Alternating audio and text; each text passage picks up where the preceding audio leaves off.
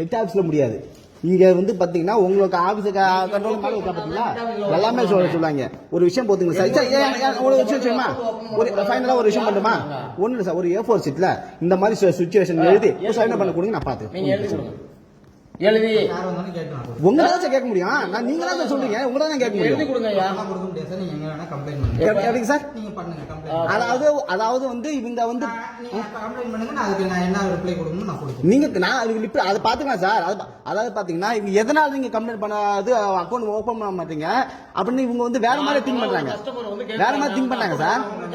இருங்க சார், இல்ல வேற மாதிரி இருமா, வேற மாதிரி திங்க் பண்றாங்க. அந்த வேற மாதிரி தான் எங்களுக்கு புரிஞ்சிச்சுன்னு சொன்னா நிலைமைகள் வேற, புரியுதுங்களா?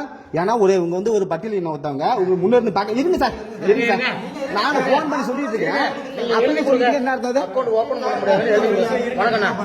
எழுதி கொடுங்க சார்.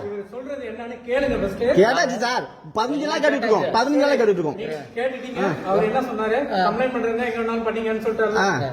எழுதி கொடுங்க சார். ஏன் எழுதி கொடுக்க முடியாது? பண்ண முடியாதுன்னு சொல்றது நீங்க தானே சார்? இருமா, பண்ண முடியாதுன்னு சொல்றது நீங்க தானே சார்? ஒரே ஒண்ணு பண்ண முடியாதா? அவங்களும் பண்ணி தர முடியாது, அவங்களும் பண்ணி தர முடியாது. இல்ல சார், அவங்களும் பண்ணி தர முடியாதா? அவங்களுக்கு பண்ணி தர முடியாதா? முடியாதா? உங்க பேங்க் தப்பு சார், உங்க பேங்க் தப்பு சார்.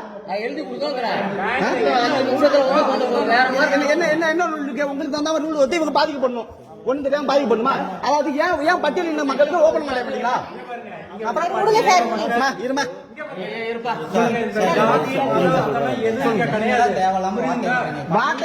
நீங்க 15 நாள் பண்ணிட்டு இருக்கு அப்படி, நீங்க 15 நாள் பண்ணிட்டு இருக்குது அப்படி சார், நீங்க 15 நாள் பண்ணிட்டு இருக்குது அப்படி. போன் பண்ணா பண்ணி